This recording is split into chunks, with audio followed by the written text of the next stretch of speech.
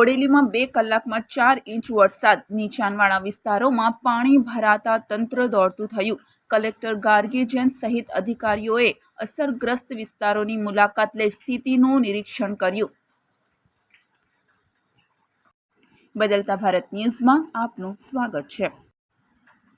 બોડેલી શહેરમાં માત્ર 2 કલાકમાં અંદાજે 4 ઇંચ વરસાદ ખાબકતા અનેક નીચાણવાળા વિસ્તારોમાં પાણી ભરાઈ જવાની સ્થિતિ સર્જાઈ હતી. વરસાદના કારણે જનજીવન પ્રભાવિત બન્યું હતું અને કેટલાક વિસ્તારોમાં માર્ગો પર પણ પાણી ફરી વળ્યા હતા.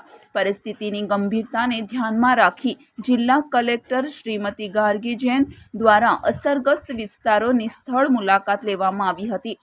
તેમની સાથે પ્રાંત અધિકારી ભૂમિકા રાવલ, મામલતદાર MM Shaikh, circle officer Anjanaben Motwal, Bodeli નગરપાલિકાના પ્રમુખ ઉમેશ રાઠવા, ચીફ ઓફિસર નગરપાલિકાની ટીમ તેમજ સ્ટાફ પણ ઉપસ્થિત રહ્યો હતો.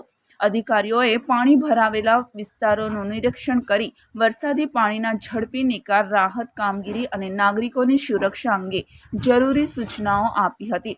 તંત્ર દ્વારા અસરગ્રસ્ત વિસ્તારોમાં સતત દેખરેખ રાખવામાં આવી રહી છે અને જરૂરિયાત મુજબ તાત્કાલિક કામગીરી હાથ ધરવામાં આવી રહી છે. બોડેલીથી MS સૈયદ, બોડેલી, છોટાઉદેપુર.